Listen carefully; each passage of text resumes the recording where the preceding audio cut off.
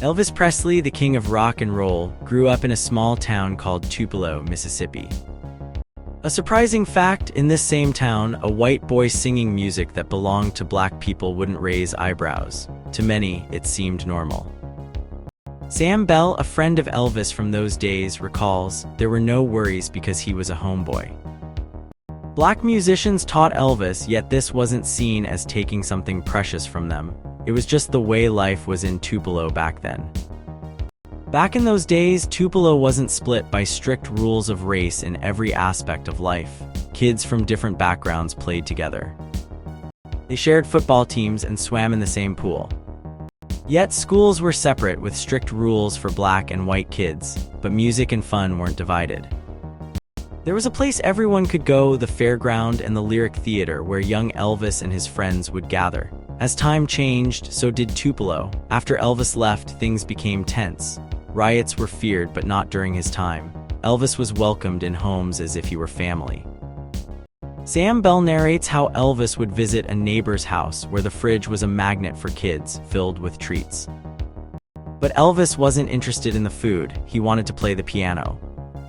Though he couldn't play at that moment, he believed he was creating music. The Lyric Theater was a hub for young people, a place where Elvis and James Osborne, another local, bonded over shared interests like cowboy movies and, notably, firearms. They'd cycle to the theater, and Elvis would ride on Osborne's handlebars. Their love for westerns led to another kind of play, using BB guns, carefully aiming at targets, not people. One story stands out: Elvis with his pump gun shot a bird, saying he'd go home after one kill. The BB guns were like toys, but they sparked a sense of adventure and camaraderie among the kids. Music was a huge part of Elvis's life, though it wasn't his sole focus. He enjoyed going to Johnny's Drive-In, a local hangout where he and friends would eat burgers and dream of their next adventure, whether it was a movie or a ride on their bikes. It was at places like this that Elvis's love for certain foods, later infamous in his life, began to grow. At Milam High School, Elvis was just another student, quiet and unassuming according to his classmates. Yet his love for singing shone through. Don Winders, a former classmate, remembers Elvis singing Old Shep, a song that, while not his best, showed his talent. Elvis's mother, Gladys, was always concerned about his education and would walk him to school, worried about the busy roads filled with military and factory traffic. Despite the family's financial struggles, gifts for Elvis were always there. His parents sacrificed so he could have music lessons and a guitar, even when food was scarce. A wagon given to him as a gift was destroyed by an accident, but the man who caused it even paid for a replacement. This showed how much love and support Elvis had from his community. Gladys Presley noticed her son's discipline, a trait that would serve him well later in life. Elvis might have seemed shy and quiet, but he had a fire inside, one that would eventually ignite the world of music.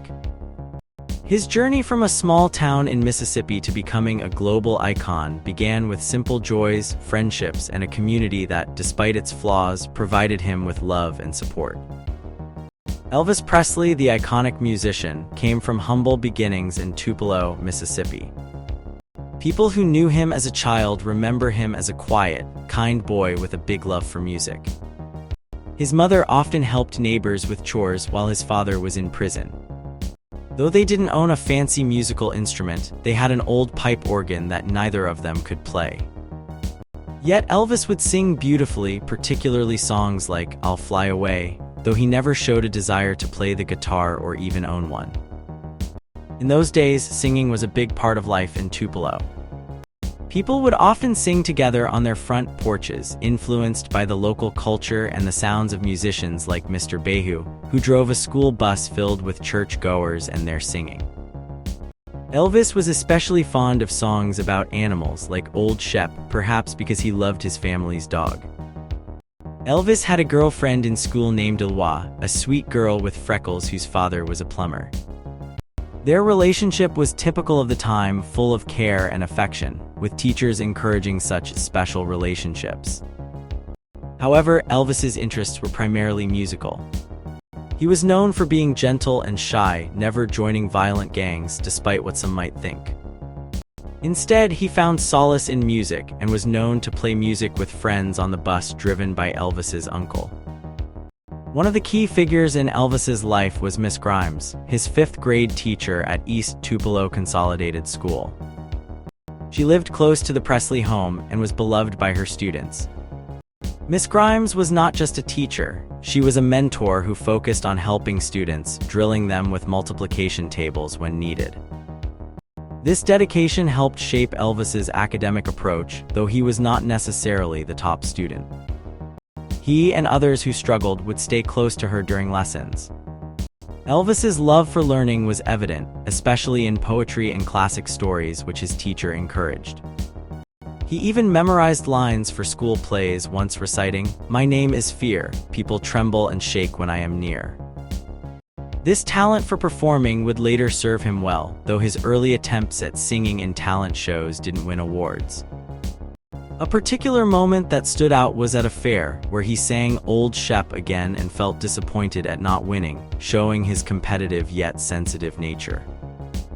Elvis's musical journey took a turning point when he went to Nashville to perform on a radio show hosted by his friend Mississippi Slim. Slim encouraged Elvis to try out, saying he needed more practice before he could perform again. This early experience, though not immediately successful, laid the groundwork for Elvis's future in music. Through the eyes of those who knew him, Elvis was seen as a gentle soul with a deep passion for music, nurtured by a supportive community and an exceptional teacher. His journey from a shy boy in Tupelo to becoming one of the most influential musicians in history began with those early steps, encouraged by those around him, including Miss Grimes, who played a pivotal role in his development. Elvis Presley's connection to Tupelo, his hometown, runs deep and is remembered fondly by those who knew him.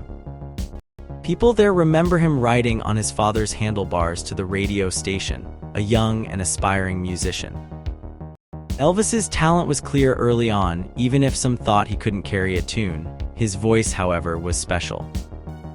After returning from the Korean War, Elvis's star began to rise, and people like Slim noticed and even apologized to him for past treatment, showing how much he had grown in the music world.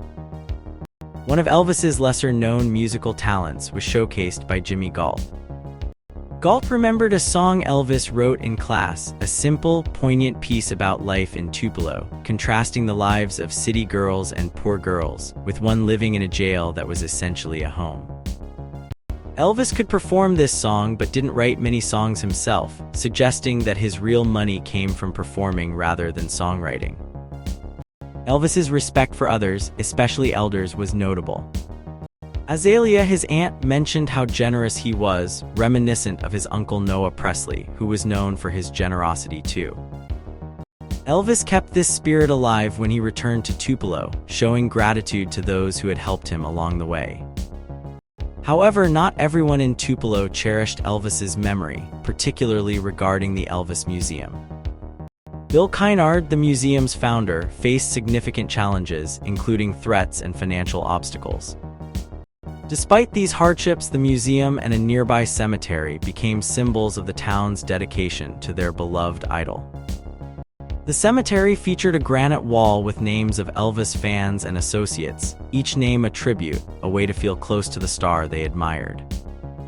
The museum, though struggling, was more than just a collection of memorabilia. It was a shrine for those who saw Elvis not just as a performer, but as a kind-hearted person who touched many lives. Linda Kynard, Bill's wife, emphasized Elvis's good deeds and how his music would stay with her forever. The love for Elvis went beyond mere fandom. For many, he represented a connection to something greater, almost spiritual. Yet Bill Kynard clarified that this wasn't a cult. Elvis himself emphasized the supremacy of Jesus. For Charlie Watts, a radio broadcaster who interviewed Elvis and his family in the 1950s, Elvis was already a significant figure even then. Watts noted how Elvis was known by his first name, a sign of his immense popularity, placing him alongside other musical legends like Bing Crosby and Ella Fitzgerald, but with a personal touch that set him apart. In Tupelo, Elvis's legacy lives on through memories, tributes, and a deep-rooted respect from those who knew him. Though the physical manifestations of this devotion, like the museum, faced challenges, the emotional and spiritual bond with Elvis remains strong, a testament to his enduring impact on those in his hometown and beyond.